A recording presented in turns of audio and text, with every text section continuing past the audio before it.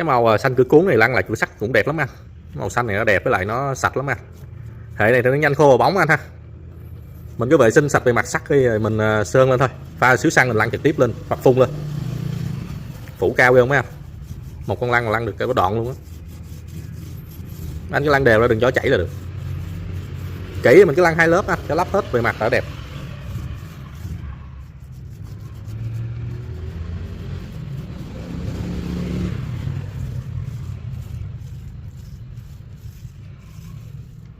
Này mới lăn một lớp là bóng đẹp anh ha. Màu này nó cũng nhìn cũng đẹp mấy anh, nhìn sạch sẽ sáng. Này mấy anh muốn bền hơn thì mấy anh cứ lăn 2 lớp trở lên, nó bóng và nó bền hơn. Thì 5 phút là nó khô mặt các bạn, tầm 5 phút khô mặt à. Khô cứng thì tầm 24 tiếng. Đó, khá là đẹp luôn. Đây khô mặt hết rồi mấy anh, tầm khoảng 5-10 phút nắng là khô mặt hết rồi. Thì cái này là sơn sắt và kẹp, anh có thể sơn cho cửa cuốn, cửa kéo cũ ha để chống rỉ sét với lại cho nó sạch đẹp hơn mới hơn ha.